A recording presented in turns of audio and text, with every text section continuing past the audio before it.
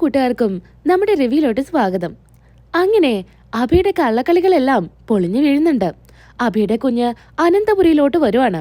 അനഘയുടെ condition ഓരോ ദിവസം കൂടുന്തോറും വഷളായിക്കൊണ്ടിരിക്കുമായിരിക്കും. തന്റെ മകളെ സുരക്ഷിതമായിട്ടൊരു കൈകളിൽ ഏൽപ്പിക്കണമെന്ന് അനഘയുടെ ഏറ്റവും വലിയ ആഗ്രഹമായിരിക്കും. കുഞ്ഞിനെ ഒരു ഓർഫനേജിലോട്ട് മാറ്റുന്നുണ്ട്. അനഘ അങ്ങനെ മരണത്തിന് കീഴടങ്ങുകയാണ്. അനഘ മരിച്ചതിന് ശേഷം ഇന്നതുപോലെ ചെയ്യണമെന്ന് അവരെ പറഞ്ഞ് ഏൽപ്പിച്ചിട്ടുണ്ട്. അനന്തപുരിയിലെ ഒരാളാണ് കുഞ്ഞിന്റെ അച്ഛനെന്ന് അവരെടുത്ത് പറയുന്നു. എല്ലാ തരത്തിലുള്ള ഡോക്യുമെന്റ്സും അവർക്ക് നൽകുന്നുണ്ട്. പിന്നീടായിട്ട് നമ്മുടെ ദേവയാനിയുടെയും ജയന്റെയും വെഡിങ് ആനിവേഴ്സറി ആയിരിക്കും. ഒരുപാട് സന്തോഷത്തോടു കൂടി വെഡിങ് ആനിവേഴ്സറി ആഘോഷിക്കുക എന്ന് തീരുമാനിക്കുകയാണ്. നയന എല്ലാ കാര്യത്തിനും മുൻപന്തിയിൽ തന്നെ നിൽക്കുന്നുണ്ട്. കേക്ക് മുറിക്കാൻ സമയത്തായിരിക്കും പോലീസുകാരും ഓർഫനേജിലെ ആൾക്കാരും അങ്ങോട്ടേക്ക് വരുന്നത്. പെട്ടെന്ന് പോലീസുകാരെ കാണുമ്പോൾ ആദർശ് ചോദിക്കുന്നുണ്ട്, എന്താ പ്രശ്നമെന്ന് ചോദിക്കുക. ഈ സമയത്ത് അവർ കാര്യങ്ങളെല്ലാം പറയുന്നുണ്ട്. ചന്തുമോളെ അങ്ങോട്ട് വിളിപ്പിക്കുന്നുണ്ട്. മോളെ നിർത്തിക്കൊണ്ട് പറയുന്നു, ഈ കുട്ടി ഈ വീട്ടിലെ കുട്ടിയാ. ഇവിടെയുള്ള ഒരാള് ഈ കുട്ടിയുടെ അച്ഛനാണെന്ന് പറയാ. ഇത് കേട്ട് എല്ലാവരും ഞെട്ടുന്നുണ്ട്. നിങ്ങൾ എന്തൊക്കെയാ പറയുന്നേ? ഏതെങ്കിലും ഒരു കുട്ടിയെ ഇങ്ങ് കൊണ്ടുവന്ന് അത് ഇവിടുത്തെ കുട്ടിയാണെന്ന് പറഞ്ഞാ ഞങ്ങള് അങ്ങ് വിശ്വസിക്കുന്നതാണോ കരുതുന്നേ? എല്ലാ വക തെളിവുകളും ഞങ്ങളുടെ കയ്യിലുണ്ട്. വേണമെങ്കിൽ നിങ്ങൾക്കത് പരിശോധിക്കാം. ഞങ്ങൾക്കിപ്പോൾ ഈ കുട്ടിയെ ഇവിടെ ആക്കാനാ ഓർഡർ. അതുകൊണ്ട് ഞങ്ങൾ കുട്ടിയെ ഇങ്ങോട്ട് കൊണ്ടുവന്നതാ. ദേവീനെ എല്ലാം നോക്കുന്നുണ്ട്. ഞങ്ങളിവിടെ ആക്കിപ്പോയി കുട്ടിക്ക് ഏതെങ്കിലും തരത്തില് എന്തെങ്കിലും കുഴപ്പമുണ്ടായാൽ എല്ലാ ഉത്തരവാദിത്വം നിങ്ങൾക്ക് തന്നെയാ. അഴിയെണ്ണേണ്ടി വരും. ഡോക്ടർ ഇന്ദുജ ഇങ്ങോട്ട് വന്നതിന് ശേഷം നിങ്ങളുടെ അടുത്ത് കാര്യങ്ങളെല്ലാം പറയുമെന്നാ പറഞ്ഞത്. ആളിപ്പോ നാട്ടിലില്ല. അതുകൊണ്ടാ. അതുവരെ ഈ മോളെ നല്ല രീതിക്ക് നോക്കണം എന്നും പറഞ്ഞ് അവിടെ നിന്ന് പോലീസുകാരും ഓർഫനേജിലെ അധികൃതരും പോകുന്നുണ്ട്. ആരുടെ കുഞ്ഞാണെന്നറിയാതെ എല്ലാവരും പരസ്പരം അങ്ങോട്ടും ഇങ്ങോട്ടും നോക്കുന്നുണ്ട്. സത്യം പറയടാ അബി, നിന്റെ കുഞ്ഞാണോ ഇത് എന്ന് നവി ചോദിക്കുന്നുണ്ട്. ചോദ്യം കേട്ട് നവിയോട് പറയുന്നുണ്ട്, എന്റെ കുഞ്ഞൊന്നുമല്ല എന്നും പറഞ്ഞ് അബി പിടിച്ചു നിൽക്കുകയാണ്. എല്ലാവർക്കും സംശയം അബിയെ തന്നെയായിരിക്കും. മുത്തശ്ശൻ അങ്ങനെ നയനയോടും നവിയോടും പറയുന്നുണ്ട്, ഈ കുഞ്ഞ് ഇവിടെയാ ഇനി കുറച്ചു നാളെ നിൽക്കേണ്ടത്. കുഞ്ഞിനെന്തെങ്കിലും സംഭവിച്ചാല് അവര് പറഞ്ഞതറിയാലോ. അതുകൊണ്ട് നിങ്ങൾ വേണം കുഞ്ഞിന്റെ കാര്യങ്ങളെല്ലാം നോക്കായെന്ന് നവ്യയോടും നയനയോടും പറയുന്നുണ്ട്. അവരതിന് സമ്മതിക്കുന്നുമുണ്ട്. എന്നാ പരിചയമില്ലാത്തൊരു വീട്ടിലോട്ട് വന്നപ്പോ ആ കുട്ടിക്ക് ആരോടാ എന്താ സംസാരിക്കണ്ടേ ഒന്നും അറിയില്ല. ഒരു വികൃതി കുട്ടിയായിരിക്കും. കുട്ടി അങ്ങ് ഓടുന്നുണ്ട്. പിടിക്കാനായിട്ട് ആദർശും അനിയും അഭിയും ഒക്കെ ഓടുക. കുട്ടിയെ കിട്ടുന്നുണ്ടായിരിക്കില്ല. ഒരു തരത്തിലും അടങ്ങിയിരിക്കാത്തത് കൊണ്ട് നയന പെട്ടെന്ന് ടി വിയിൽ കാർട്ടൂൺ വെക്കുന്നുണ്ട്. അത് വെക്കുമ്പോൾ പെട്ടെന്ന് അവിടെ വന്ന് ഇരിക്കുക. അങ്ങനെ ചിരിച്ച് കളിച്ച് കൈ കൊട്ടിക്കൊണ്ട് ടി വി കാണുന്നുണ്ട്. നയന ചോദിക്കുന്നുണ്ട്, മോൾക്ക് കാർട്ടൂണൊക്കെ ഒരുപാട് ഇഷ്ടമാണോ? ഓർഫനേജിലെ കാർട്ടൂണൊന്നും വെക്കില്ല. എപ്പോഴെങ്കിലും എന്തെങ്കിലും വെച്ച് തന്നാലായി. ഇപ്പോഴാ ഞാനിത് ശരിക്കും പോലെ ഒന്ന് കാണുന്നേ എന്നൊക്കെ ആ കുഞ്ഞ് പറയുന്നുണ്ട്. അങ്ങനെ കുടിക്കാനായിട്ട് പാലും ബിസ്ക്കറ്റും ഒക്കെ ആയിട്ട് വരുന്നുണ്ട്. നവിക്കും നയനയ്ക്കും ഒരുപാട് ഇഷ്ടമായിരിക്കും ആ കുട്ടിയെ. അങ്ങനെ ചന്തുമോളെ ഒരുപാട് അങ്ങ് സ്നേഹിക്കുന്നുണ്ട്. നയനയുടെ എഴുത്താണ് മോള് കിടക്കുന്നത്. അത് ആദർശന് ഒരു തരത്തിൽ അംഗീകരിക്കാൻ പറ്റുന്നുണ്ടായിരിക്കില്ല. ആ കുട്ടിയെ ആദർശന് തീരെ ഇഷ്ടമുണ്ടായിരിക്കില്ല. അതുകൊണ്ട് എന്നാലും നയന ആ കുട്ടിയെ ഒരുപാട് സ്നേഹിക്കുന്നുണ്ട്. അങ്ങനെ എല്ലാവരുടെയും ഒരു പ്രശ്നമായിരിക്കും ആ കുട്ടി ആരുടെയാണെന്ന്. അതിനായിട്ട് DNA ടെസ്റ്റ് ചെയ്യാമെന്ന് തീരുമാനിക്കുകയാണ്. ജാനകിയാണെങ്കിൽ അജയനെ വരെ സംശയിക്കുന്നുണ്ട്. നിങ്ങളെ ഇടയ്ക്കിടയ്ക്ക് ഇവിടുന്ന് ബിസിനസ് ടൂറൊന്നും പറഞ്ഞ് പോവാറുണ്ടല്ലോ. ഇനിയിപ്പോ ഇതിന് വല്ലതും ആണോ എന്ന് അറിയില്ലല്ലോ. സത്യം പറ, നിങ്ങളുടെ കുഞ്ഞാണോ?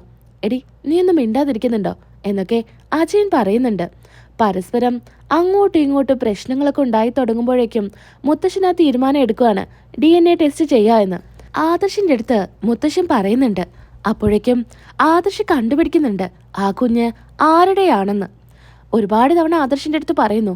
എന്നിട്ടൊന്നും ആദർശ് കാര്യമായിട്ട് DNA ടെസ്റ്റ് ചെയ്യേണ്ട കാര്യത്തില് ഒന്നും ചെയ്യുന്നുണ്ടായിരിക്കില്ല.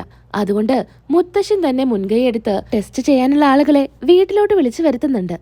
അങ്ങനെ അഭിയുടെ ബ്ലഡ് എടുക്കാനായിട്ട് നിൽക്കുന്ന സമയത്ത് ആദർശ് വരുന്നുണ്ട്. എന്താ മുത്തശ്ശ, എന്താ ഈ കാണിക്കുന്നേ? ഇതിനുള്ള ആളുകളെ ഞാൻ തന്നെ കൊണ്ടുവരാമെന്ന് പറഞ്ഞതല്ലേ. വീണ്ടും എന്തിനാ മുത്തശ്ശി ഇങ്ങനെയൊക്കെ ചെയ്യുന്നേ? ഇനി ഇത് നീട്ടിക്കൊണ്ടു പോയാലേ ശരിയാവില്ല. അതുകൊണ്ടാ എത്രയും വേഗം ഇക്കാര്യം ചെയ്യാന്ന് തീരുമാനിച്ചത്. വേണ്ട മുത്തശ്ശ, ഇവരൊന്നും ശരിയല്ല. അയ്യോ സാർ, സാറ് ഞങ്ങളുടെ പ്രൊഫൈലൊന്ന് നോക്ക്. ഞങ്ങൾ ഇതുപോലെ ഒരുപാട് ടെസ്റ്റുകളൊക്കെ വീട്ടിലും ഒക്കെ പോയി ചെയ്തിട്ടുണ്ട്. അങ്ങനെയൊന്നും പറയല്ലേ എന്ന് അവർ പറയുന്നുണ്ട്. എന്തായാലും ഇതിവിടെ നടക്കില്ല. നിങ്ങൾ ഇറങ്ങി പോകുന്നുണ്ടോ? അപ്പോഴേക്കും നയന വരുന്നുണ്ട്. എന്താ ആദർശേട്ടാ? ആദർശേട്ടന് എന്താ പ്രശ്നം? ഇവിടെ ഇങ്ങനെ ഒരു ടെസ്റ്റ് നടത്തുന്നതിൽ ആദർശേട്ടന് എന്തെങ്കിലും ബുദ്ധിമുട്ടുണ്ടോ? എനിക്ക് മനസ്സിലാവുന്നുണ്ട്. DNA ടെസ്റ്റ് ചെയ്യാനുള്ള ആളുകൾ ആദർശേട്ടനെ വിളിച്ചപ്പോൾ ഇപ്പോൾ വരണ്ടെന്ന് പറഞ്ഞതൊക്കെ ഞാൻ കേട്ടതാ. എന്തിനാ എന്തിനാ നിങ്ങൾ ഇങ്ങനെയൊക്കെ ചെയ്യുന്നേ? എനിക്കൊന്നും മനസ്സിലാവുന്നില്ല. ദേ നയനെ, നീ ഒന്നും മിണ്ടാതിരിക്കുന്നുണ്ടോ? നിങ്ങളോട് ഞാൻ ഇവിടുന്ന് ഇറങ്ങാൻ വേണ്ടി പറഞ്ഞത്. അങ്ങനെ ടെസ്റ്റ് ചെയ്യാൻ വന്ന ആളുകളെ അവിടെ നിന്ന് ഇറക്കി വിടുന്നുണ്ട്. മുത്തശ്ശൻ ദേഷ്യത്തോടു കൂടി പറയുന്നുണ്ട്. ആദർശേ, നീ എന്താ കാണിക്കുന്നേ? ഇവിടെ നടക്കുന്ന പ്രശ്നങ്ങള് വന്നവരെ കൂടെ നീ അറിയിക്കണോ എന്നൊക്കെ പറഞ്ഞ് ദേഷ്യത്തിൽ സംസാരിക്കാം. സത്യം പറ, എന്താ നിന്റെ പ്രശ്നം? ഈ ടെസ്റ്റ് ഇവിടെ നടത്തണ്ട, അത് തന്നെയാ എന്റെ പ്രശ്നം. അതിനൊരു കാരണം നീ പറ. കുഞ്ഞിന്റെ അച്ഛൻ ആരാണെന്നേ എനിക്ക് മനസ്സിലായി. അതുകൊണ്ട് ഇനിയിപ്പോ ടെസ്റ്റ് ഒന്നും വേണ്ട. മനസ്സിലായെന്നോ? നീ എന്തൊക്കെയാ പറയുന്നേ? അതെ, എനിക്ക് ആരാ കുഞ്ഞിന്റെ അച്ഛനെന്ന് അറിയാം. അതുകൊണ്ട് തന്നെ ഈ ടെസ്റ്റ് വേണ്ടെന്ന് ഞാൻ പറഞ്ഞത്. അങ്ങനെ നയന ചോദിക്കുന്നുണ്ട്. സത്യം പറ ആദർശേട്ടാ, എന്താ ഇവിടെ നടക്കുന്നേ? എന്താ കാര്യം? ആദർശേട്ടൻ തുറന്നു പറ.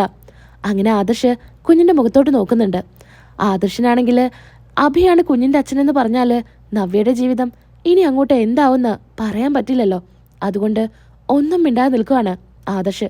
അവസാനം ഗതികെട്ട് ആദർശ് പറയുന്നുണ്ട്, ഇത് എൻ്റെ കുഞ്ഞ് തന്നെയാ എന്ന്.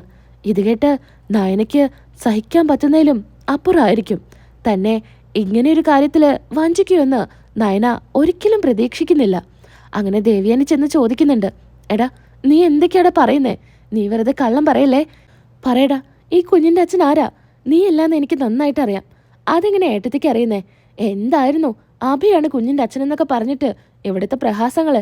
എല്ലാവരും ചേർന്ന് എൻ്റെ മോനെ കുറ്റപ്പെടുത്തിയപ്പോൾ നിങ്ങൾക്കാർക്കും ഇതുപോലൊന്നും തോന്നിയില്ലേ? ഇപ്പോ ആദർശ് എന്നെ സമ്മതിച്ചപ്പോ എന്തിനാ ഏട്ടത്തി എങ്ങനെയൊക്കെ ചോദിക്കുന്നേ? ഇവൻ തന്നെയായിരിക്കും കുഞ്ഞിൻ്റെ അച്ഛൻ. എന്നാ നയനയ്ക്ക് സഹിക്കാനാവാതെ കരഞ്ഞുകൊണ്ട് നിൽക്കുമായിരിക്കും. ആദർശേ, നീ എന്താ പറയുന്നേ? എനിക്കൊന്നും മനസ്സിലാവുന്നില്ല എന്ന് മുത്തശ്ശനും മുത്തശ്ശിയൊക്കെ ചോദിക്കുക. അതെ മുത്തശ്ശ, ഈ കുഞ്ഞ് എൻ്റെ കുഞ്ഞാ. അങ്ങനെ ആ കുട്ടി ആദർശിന്റെ മുഖത്ത് നോക്കി അച്ഛ എന്ന് വിളിക്കുക. അങ്ങനെ ആദർശ് ചന്തുമോളെ അങ്ങ് എടുക്കുന്നുണ്ട്. നയനയാണെങ്കിൽ ദേഷ്യത്തിൽ ആദർശിനടുത്ത് പറയുന്നുണ്ട്. ഇപ്പോൾ നിങ്ങൾക്ക് ഇങ്ങനൊരു ബന്ധമുള്ള കാര്യം അറിഞ്ഞത് നന്നായി. ഇനി ഞാൻ ഒരു നിമിഷം ഈ വീട്ടിൽ നിൽക്കില്ല. നിങ്ങളായി നിങ്ങളുടെ പാടായി. അതുകൊണ്ട് ഞാൻ ഇറങ്ങുക. അങ്ങനെ നയന അവിടെ നിന്ന് ഇറങ്ങുന്നുണ്ട്. ദേവ്യാനി കൂടെ ചെല്ലുന്നുണ്ട്. മോളെ, നീ പോവല്ലേ? നീ എങ്ങോട്ടാ പോകുന്നേ? ഇല്ലമ്മേ, ഇനി ഞാൻ ആദർശേട്ടൻ്റെ ഭാര്യയായിട്ട് ഈ വീട്ടിൽ തുടരുന്നതിൽ ഒരർത്ഥവും ഇല്ല. അതുകൊണ്ട് ഞാൻ പോവാ. അങ്ങനെ മുത്തശ്ശിയും മുത്തശ്ശനൊക്കെ പറയുന്നുണ്ട്. എന്നാൽ നയന അതൊന്നും കേൾക്കുന്നില്ല. നയന വീട് വിട്ട് ഇറങ്ങുവാണ്.